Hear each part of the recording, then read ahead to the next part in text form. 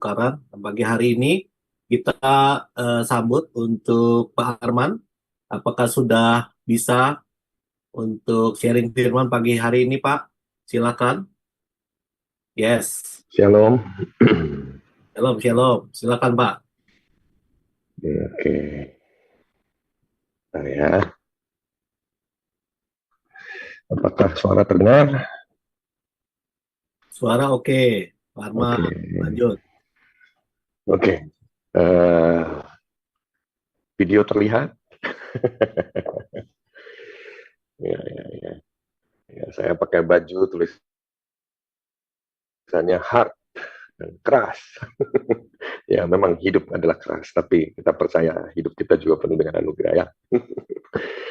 Oke, yuk mari kita berdoa sebelum kita dengar firman Tuhan. Bapa, pagi hari ini bukakan kepada kami kebenaran firman-Mu yang kuat, supaya hidup kami terus memancarkan kasih-Mu yang tak terbatas itu, Tuhan. Ajar kami untuk menerima firman-Mu dengan sepenuh hati, dan tidak ada satupun dari firman ini yang dicuri oleh si jahat. Kami mau sambut sabda-Mu dengan penuh sukacita di dalam nama Yesus kami berdoa. Amin. Sharing saya hari ini berjudul Iman Sejati di Tengah Kesulitan. Kenapa? Karena kita perlu benar-benar menyadari di tengah-tengah kesulitan kita tidak lagi atau tidak boleh bahkan ya bergantung sama cara dunia atau bergantung kepada hal-hal yang hmm, dunia seringkali tawarkan, tapi kita harus benar-benar bergantung kepada iman percaya kita kepada Tuhan. Kan di dalam 1 Yohanes dikatakan bahwa yang memberikan kemenangan itu adalah iman kita katanya. Nah, jadi saudara, hari ini saya mau sharing tentang sebuah cerita bagaimana iman sejati menang di tengah kesulitan. 2 Raja-Raja 4 ayat 1 sampai 7. Salah seorang dari istri-istri para nabi mengadukan halnya kepada Elisa sambil berseru, "Hambamu, suamiku sudah mati dan engkau ini tahu bahwa hambamu itu takut akan Tuhan. Tapi sekarang penagih hutang sudah datang untuk mengambil kedua orang anakku menjadi budaknya." Jawab Elisa kepadanya, "Apakah yang dapat kuperbuat bagimu? Beritahukanlah kepadaku apa-apa yang kau punya di rumah."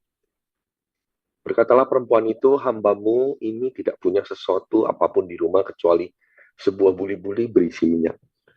Lalu berkatalah Elisa, "Pergilah, mintalah bejana-bejana dari luar daripada segala tetanggamu, bejana-bejana kosong tetapi jangan terlalu sedikit. Kemudian masuklah, tutuplah pintu sesudah engkau dan anak-anakmu masuk, lalu tuanglah minyak itu ke dalam segala bejana, mana yang penuh angkatlah." Pergilah perempuan itu daripadanya, ditutupnya lah pintu sesudah ia dan anak-anaknya masuk. Dan anak-anaknya mendekatkan bejana-bejana kepadanya, sedang ia terus menuang.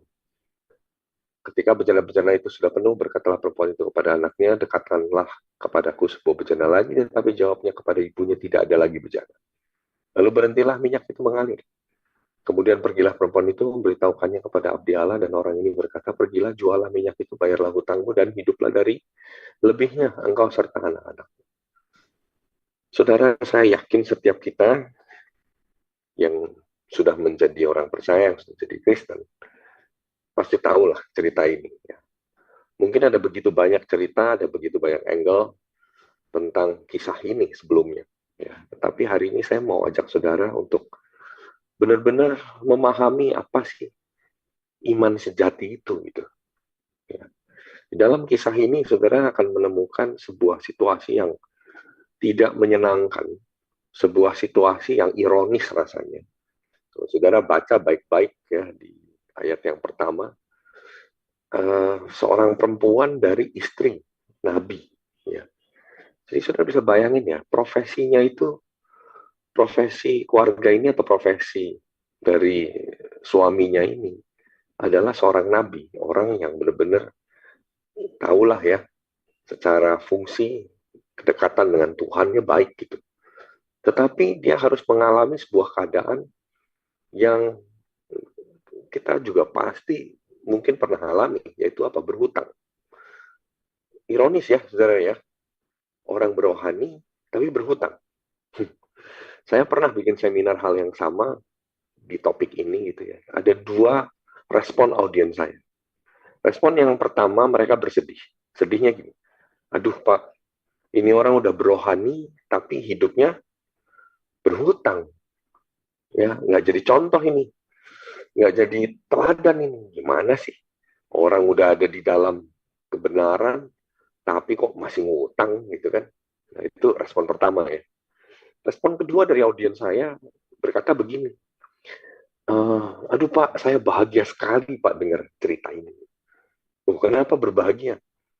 Iya, lawang dia aja yang nabi aja bisa utang, apalagi saya yang bukan nabi. Kalau dipikir-pikir ya lucu juga ya. Respon yang kedua maksudnya ya, lucu. Nah, tapi ini kenyataan hidup, saudara. Kita lihat orang sepertinya baik-baik saja, nggak taunya di belakang utangnya banyak banget, saudara. Nah, ini dia. Jadi, coba saudara pada waktu mendengar pesan ini hari ini, mari saudara fokus untuk bisa melihat kualitas imannya ya saudara ya. Nah, ada beberapa hal saudaraku yang saya mau sampaikan dari kisah ini. Yang pertama, saudara, iman sejati itu harus dimulai dari kerendah hatian. Saudara, kita seringkali melupakan prinsip yang pertama ini. Di ayat yang pertama dikatakan mengadukan halnya kepada Elisa. Kata mengadukan di sini ini bukan komplain loh. Mengadukan di sini juga bukan punya sikap hati, ayo dong, tolong saya dong. Enggak. Mengadukan di sini juga bukan sebuah sikap sebuah sikap atau pengharapan yang bilang ini, saya ngomong supaya kamu benar-benar bebasin saya dari hutang. Enggak. Tapi kata mengadukan di sini, saudaraku, ini mau berbicara tentang mengakui keadaan yang sebenar-benarnya. Saudara pernah dengar apa yang Yesus sampaikan, saudaraku, kepada murid-muridnya? Cerita tentang dua orang yang masuk bait Allah. Saudara.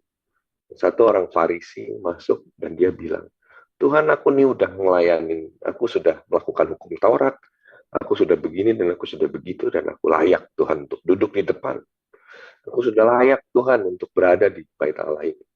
Sementara ada satu orang yang berdosa, dia duduknya di belakang, ada dia takut, Tuhan, aku ini udah berdosa. Aku ini nggak layak di hadapan-Mu, Tuhan. Tapi Tuhan malah menghargai orang yang mengakui keadaannya. Saudara, hari-hari ini, saudara, mungkin orang banyak belajar untuk berani minta maaf. Tapi ada satu hal yang kita seringkali lupakan. Berani mengakui kesalahan. Apakah ini masih menjadi bagian dari hidup kita yang baik atau tidak? Nah, ini dia, saudara. Saudara, kita mau nggak dengan rendah hati, saudara, mengakui keadaan kita. Nggak malu mengakui keadaan kita kepada orang yang tepat ya tentunya. Bukan mengumbar ya keadaan kita kepada banyak orang. Saya berutang, saya berutang, saya berutang. Dengan berharap orang-orang satu saat bisa menolong kita atau membail out semua utang-utang kita. Enggak begitu. Prinsip di ayat yang pertama harus dimulai dengan kerendahan hati. Belajar untuk bisa terbuka, mau mengakui dan datang ya kepada orang yang tepat tentunya untuk ya udah menyatakan ya inilah keadaanku. Aku sedang lagi tidak baik. Aku lagi sedang butuh didoakan. Aku benar-benar ada di dalam keterpurukan. Aku mau kamu doain saya. Saya perlu kekuatan yang baru. Nah, belajar dari kerendahan hatian. Iman sejati dimulai dari kerendahan hatian. Paling kedua, saudara. Berkatalah perempuan itu, hambamu ini nggak punya sesuatu apapun di rumah kecuali sebuah buli-buli berisi minyak. Nah, saudara, iman sejati bekerja dari kesederhanaan. Kita seringkali berpikir yang namanya orang beriman itu harus mulai dari hal-hal yang besar. Enggak. Elisa bertanya sama perempuan ini, apa aja yang kau punya di rumah? Dan perempuan ini cuma bilang, nggak punya sesuatu apapun di rumah kecuali buli-buli berisi minyak. Buli-buli itu ukurannya satu flask. Satu flask itu ya kira-kira sekitar 300 mili lah. Ya. Seperti botol air mineral kecil. Begitu, saudara. Jadi kita harus paham bahwa iman itu bergerak dari hal-hal yang sederhana. Nah, Dia sangat menghargai hal-hal yang sederhana. Terbalik dengan dunia ini. Dunia selalu mengidentikan yang namanya sederhana sama dengan miskin, yang namanya sederhana sama dengan murahan, yang namanya sederhana itu nggak menarik. Ya. Tetapi kalau kita tahu gitu ya, warung sederhana, waduh, makanannya enak-enak ya saudara. Pagi-pagi ya, diingetin warung Padang ya saudara. Saudara, kita harus ngerti bahwa iman sejati bekerja dari ya udah hal-hal yang sederhana. Kita nggak perlu ngejar yang rumit-rumit gitu ya. Udah Tuhan hanya minta kesederhanaan kita. Tuhan, saya hanya ada ini Tuhan. Saudara, kita punya hidup ini, saudara. Ya belajar untuk bisa menikmati, belajar untuk bisa menyadari bahwa ya udah itulah yang terbaik yang datang dari Tuhan. Jadi saudara jangan bergerak bahwa iman itu harus mulai dari hal-hal yang besar gitu loh saudara. Ya, nggak begitu. Iman bekerja dari hal yang sederhana. Yang ketiga, saudara. Lalu berkatalah Elisa, pergilah, mintalah bejana-bejana dari luar daripada segala tetanggamu, bejana-bejana kosong, tapi jangan terlalu sedikit. Menarik sekali, saudara. Saudara, iman itu dikuatkan lewat komunitas. Saudara mesti paham ini. Saudara. Beriman tidak berarti bahwa semua saudara tanggung sendiri. Saudara harus paham, komunitas itu dipakai sama Tuhan untuk menguatkan kita. Oleh karena itu, saudara, mari, saudara. Saudara mesti kaya dalam komunitas. Apa artinya kaya dalam komunitas?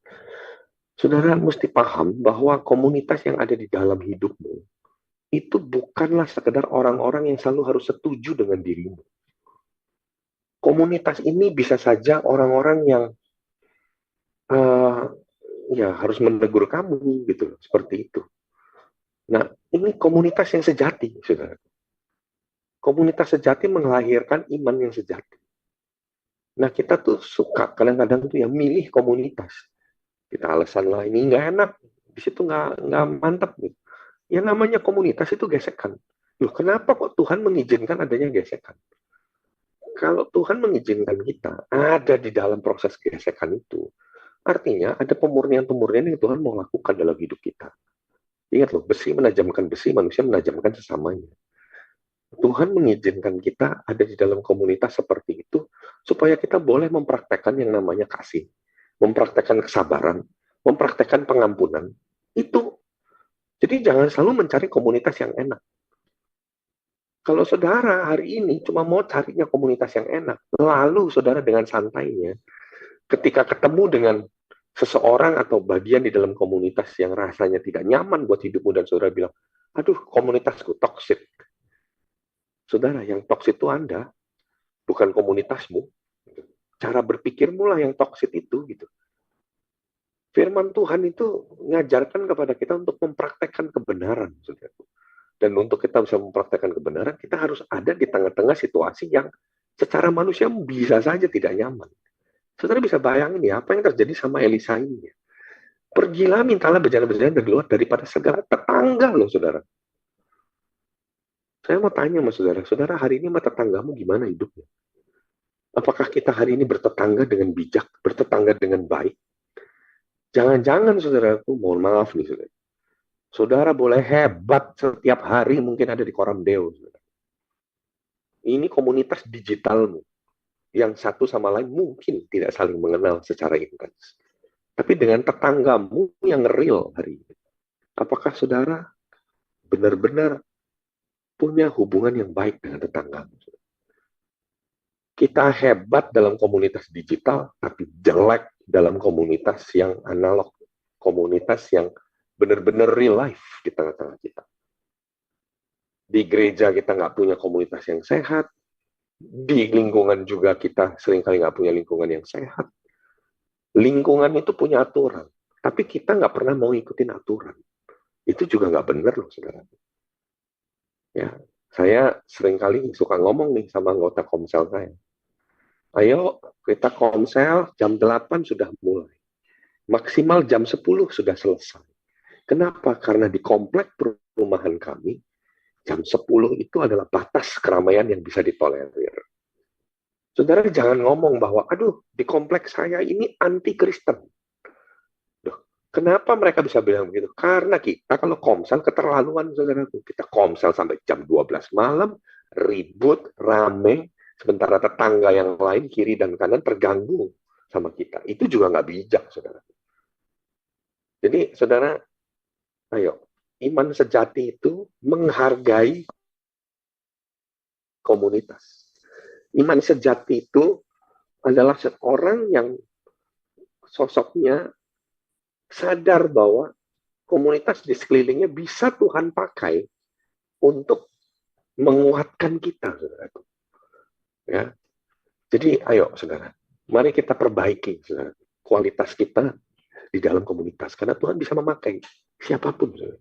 Saya ingat satu kali, saudaraku, di depan rumah kami pada waktu itu ada ngalamin sedikit musibah, saudaraku, banjir gitu, saudaraku, hujan deras begitu, sampai akhirnya benar-benar genangannya tuh begitu tinggi. Saudara tahu, waktu kami nggak ada di rumah, itu tetangga kiri dan kanan yang menolong kami loh, saudara. Yang menjaga, membuat barikade supaya apa? Supaya air nggak masuk, saudara, ke dalam rumah. Dan mereka saling memperhatikan. Nah, pada waktu saya kembali, saya lihat barikade itu dan saya bilang, aduh, ini siapa yang membuat barikade ini sehingga membuat rumah kami nggak kebanjiran? Ya, tetangga-tetangga itu bilang, iya Pak, kita apa namanya? Kita lihat nanti kalau kita nggak lakukan seperti ini, nanti rumah Bapak kebanjiran. Aduh, saya bilang terima kasih ya. Iya Pak, ya habis Bapak itu sama kita, katanya gitu. Waduh, baik banget, katanya. Loh, saya pikir, saya rasanya kayaknya belum segitu baik ya. Saya tanya gimana, kenapa kok mau melakukan ini? Iya Pak, karena di tempat Bapak itu ada rambutan enak, katanya gitu. Tiap kali rambutannya berbuah, Bapak berbagi sama kita, katanya gitu. Hal sederhana loh, saudaraku. Hal sederhana. Itu kita punya makanan berlebih, kita kasih kepada security yang menjaga komunitas kita. Apakah kita hari ini melakukan itu, saudara? Saudaraku, kita ini anak Tuhan, kita mesti menjadi garam, dan terang, saudaraku, kepada komunitas di sekitar kita. Saudara udah beri pengaruh belum kepada mereka? Ketika kita ada di komplek, apakah kita memberikan senyuman, memberikan sapaan, menghargai, gitu, satu sama lain? Di komplek tempat saya tinggal, saudaraku, setiap kali lebaran, saudaraku, kami yang Nasrani, saudaraku, kami dikumpulkan oleh Pak RT, saudaraku, untuk apa? Untuk jaga komplek. Supaya apa? Para security yang beragama Muslim, saudaraku, mereka bisa beribadah, saudaraku. Nah, ini dia. Nah, kami yang Nasrani, saudaraku, baik yang Kristen, Katolik, saudaraku, kami kumpul sama-sama di gerbang, saudaraku, di gerbang komplek, dan kami yang menjaga komplek kami, saudaraku. Untuk sepanjang hari Lebaran itu, saudara. Nah, inilah, saudara. Ini hal yang saudara mesti pahami. Saudara jangan main-main loh, saudara, sama komunitas, saudara. Baik komunitas saudara yang rohani maupun komunitas yang ada di sekitar hidupmu itu ya komunitas, gitu, saudara. Ya, jadi Elisa meminta perempuan ini, janda ini, saudaraku, untuk meminta tolong kepada tetangga. Ya, jadi saudara hargailah komunitas di sekitarmu, saudara. Yang berikutnya, iman sejati dibuktikan dengan ketaatan. Kemudian si Elisa, Nabi Elisa mengatakan kepada janda ini, suruh masuk setelah dapat ya bejana-bejana itu. Suruh masuk, tutuplah pintu sesudah engkau dan anak-anakmu masuk, tuanglah minyak dalam segala bejana, mana yang penuh angkat. Saudara, kalau mau dipikir-pikir, saudara, ini hal yang mungkin bodoh ya. Modal 300 mili, tapi harus ketemu sama bejana, saudaraku, yang begitu banyak. Saudara. Tapi ya ternyata perempuan ini taat loh, saudara. Taat. Dia melakukannya. Dia masuk, dia tutup pintu, dia bersama-sama dengan anak-anaknya, dan dia menuang minyak itu, mana yang penuh, angkat. Dan dia melakukan itu. Saya perlu beritahu, iman sejati itu dibuktikan lewat ketaatan kita. Makanya, saudaraku, kapasitas kita di dalam ketaatan kepada firman Tuhan, itu akan menguatkan iman kita. Jadi, saudara jangan bilang begini, aduh Pak, saya kayaknya iman saya lagi kecil. Kalau saudara ngomong imanmu kecil, imanmu nggak besar. Itu sebenarnya mau menggambarkan seberapa besar ketaatanmu sama kebenaran firman. Kalau kita mau taat sama firman Tuhan, saudara, saya yakin iman kita akan bertumbuh dengan baik, saudara. Orang yang punya ketaatan yang tinggi kepada kebenaran firman Tuhan, imannya juga pasti akan dikuatkan, saudara. Hal yang berikutnya, saudara. Pergilah perempuan itu daripadanya, ditutupnya lah pintu sesudah ia dan anak-anaknya masuk, lalu anak-anaknya mendekatkan bejana-bejana kepadanya, sedang ia terus menuang. Iman sejati membutuhkan keterlibatan. Sama seperti tadi bicara soal komunitas, gitu kan, dikuatkan oleh komunitas, tapi iman sejati membutuhkan keterlibatan. Dia melibatkan anak-anaknya, saudara. Berapa banyak di antara kita, saudaraku, ketika ada di dalam kesulitan-kesulitan, kita menanggung rasanya semua-muanya serba sendiri. No. Saudara, kadang-kadang kita perlu loh, saudaraku, untuk melibatkan anggota keluarga yang Tuhan tempatkan dalam hidup kita. Tujuannya bukan minta belas kasihan, tapi kita perlu sebuah support ya, support system, saudaraku, yang Tuhan sudah siapkan sebenarnya. Ya, libatkan. Mereka jangan kita anggap remeh. Kita seringkali ya sebagai orang tua nih dalam hal ini, suka menganggap remeh anak-anak, saudara. Kita suka bilang ini, aduh anak-anak kamu tahu apa kesulitannya papa? Kamu tahu apa kesulitannya mama? Saudara nggak bisa ngomong begitu. Anak-anak itu, saudara, dengan doa yang begitu tulus dan polos, dia bisa membangkitkan iman kita, loh, saudara. Dan saudara mesti paham itu. Saudara. Jadi, ayo, saudara. Iman sejati membutuhkan keterlibatan. Libatkan keluargamu, saudaraku. Saling mendoakan, saudara. Ya, ini prinsip penting sekali juga. Yang terakhir, saudara. Di ayat yang ke-7 dikatakan, kemudian pergilah perempuan itu memberitahukannya kepada api Allah, dan orang ini berkata, pergilah, jualah minyak itu, bayarlah hutangmu, dan hiduplah dari lebihnya. Engkau serta anak-anakmu. Kata hiduplah dari lebihnya, iman sejati itu menghasilkan kemenangan dan kehidupan. Saudara yang dikasihi Tuhan, saya percaya begini. Iman kita kepada Yesus Kristus, saudara. Yesus itu bukan sekedar menebus dosa, tapi dia memberikan hidup yang baru, saudara. Cerita ini, saudaraku, ini ingin menggambarkan tentang Kristus. Yesus datang ke dunia ini, saudaraku, menebus kita, saudaraku, dari segala dosa. Ini gambaran tentang orang yang berhutang itu, saudaraku. Dan dia bukan hanya sekedar menebus dosa-dosa kita, tetapi dia memberikan kepada kita hidup yang baru. Makanya sini dikatakan hiduplah dari lebih. Iman sejati itu menghasilkan kemenangan dan kehidupan, saudara. Makanya di dalam Roma dikatakan ini, dengan demikian kita telah dikuburkan bersama-sama dengan dia oleh baptisan dalam kematian. Supaya sama seperti Kristus telah dibangkitkan dari antara orang mati oleh kemuliaan Bapa, demikian juga kita akan hidup dalam hidup yang baru. Hanya di dalam Yesus saja, saudara. Ada kehidupan yang baru. Di dalam 1 Petrus 1 ayat 3-4, terpujilah Allah dan Bapa kita Tuhan Yesus Kristus yang karena rahmatnya yang besar telah melahirkan kita kembali oleh kebangkitan Yesus Kristus dari antara orang mati kepada suatu hidup yang penuh pengharapan. Saudara percaya di dalam Kristus, saudara, kita punya hidup yang baru, hidup dari lebihnya, hidup yang berkemenangan, hidup yang menghasilkan kelimpahan, saudara. Hidup yang penuh pengharapan. Saya berharap, saudara, semoga dalam penyampaian firman hari ini, saudara benar-benar menyadari bahwa iman sejati menghasilkan kemenangan dan menghasilkan kehidupan buat kita semua. Tuhan Yesus memberkati. Saya akan tutup dalam doa. Bapa di dalam surga, kami mengucap syukur pagi hari ini untuk benaran firman-Mu. Terus Tuhan ajar kami untuk punya iman sejati, iman yang kokoh, iman yang kuat, Tuhan. Iman yang punya keterlibatan, iman yang dimulai dari kesederhanaan, iman yang penuh dengan ketaatan, Tuhan. Iman yang sungguh-sungguh, Tuhan. Dibangkitkan, dikuatkan lewat komunitas. Tuhan Yesus ajar kami semua untuk menghidupi firman ini, dan menyadari bahwa Yesus Kristus telah mati, dibangkitkan, bukan hanya sekedar menebus dosa kita, tetapi juga Dia memberikan pengharapan, memberikan hidup yang baru oleh kita. Sama seperti cerita janda. yang ada di dalam 2 Raja-Raja 4. Dia mendapatkan hidup dari lebihnya.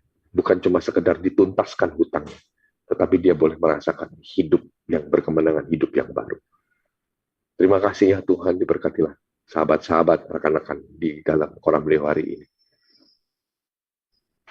Biar mereka yang hari ini mungkin mengalami kondisi iman sejati di dalamnya. Di dalam nama Tuhan Yesus kami berdoa, mengucap syukur. Amin. Amin, amin. Thank you, Pak Arman. Ya, Tuhan Firman pagi berkati. hari ini luar biasa. Oh ya, infonya Pak Arman mau berangkat ini flight. Nah, Eh, ya, oh siap. Berarti nggak bisa temani kita ya? ya saya mau ke Palembang. Oke, oke, oke. Iya, betul. Kalau gitu, mari teman-teman kita Oke. satukan hati. Kita mau berdoa buat Pak Arman. Nanti Pak Arman tutup ya. Buat kita nanti lanjut ya Ya, diskusi ya. ya, Pagi hari ini kami eh, yes, yes. sungguh sukacita, hati kami penuh dengan pengharapan. Ketika firman ditabur di tanah hati yang subur, kami percaya Tuhan boleh berbuah 30, 60, bahkan 100 kali lipat. Dan berbahagialah kami yang mendengarkan firman Tuhan dan terus untuk melakukannya. Kami percaya setiap firman yang ditabur pagi hari ini tidak ada yang jatuh ke tanah, ke pinggiran, atau terjebak dalam semak berduri. Dan kami percaya Tuhan, apa yang kami terima pagi hari ini boleh menjadi berkat kekuatan buat setiap kami, bahkan buat orang lain. Pagi hari ini kami berdoa buat Pak Arman yang sebentar lagi mau berangkat pelayanan profesi bekerja melayani ke Palembang. Kami percaya Tuhan tibakan tidak kurang suatu apapun, bahkan boleh melayani dengan urapan yang baru, bertemu dengan orang-orang yang baru, dan kami percaya orang-orang yang ditemui juga boleh mendapatkan berkat yang sama. Di dalam nama Tuhan Yesus kami memberkati Pak Arman. Silakan Pak Arman, boleh berdoa. Terpujilah nama Tuhan. Dan silakan Bapak Ibu Saudara yang dikasih Tuhan, kau boleh kendangkan tanganmu menerima setiap berkat yang Bapak di surga sudah siapkan, yaitu bukan sekedar berkat jasmani, melainkan berkat rohani yang berlimpah-limpah di dalam kehidupanmu, supaya lewat berkat ini, kehidupanmu semakin intim dengan Bapa. Dan juga kasih daripada Tuhan Yesus Kristus melingkupi hidupmu, dan di dalam hidupmu ada kebenaran, ada kasih Tuhan, supaya itu boleh ditunjukkan. Engkau boleh menjadi garam dan terang dimanapun Tuhan tempatkan hidupmu, serta penyertaan dari Roh Kudus yang menuntun engkau untuk terus memiliki hikmat Tuhan. Engkau memiliki respon yang benar di tengah-tengah kesulitan, di tengah-tengah keadaan yang tidak nyaman secara manusia, tetapi engkau bisa menunjukkan sebuah respon karena Roh Kudus ada di dalam hidupmu. Engkau mengalami tuntunan-tuntunan yang ajaib dari Tuhan lewat pertolongan dari Roh Kudus. Terima setiap berkat ini di dalam nama Tuhan Yesus Kristus. Sama-sama kita katakan, amin. Amin, amin. Thank you.